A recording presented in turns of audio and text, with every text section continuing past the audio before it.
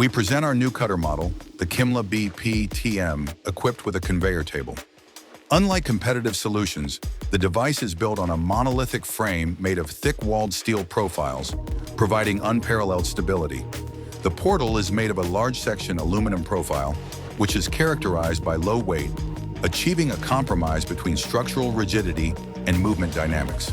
This model has a working area of 2,500 by 2,000 millimeters. Other formats also available.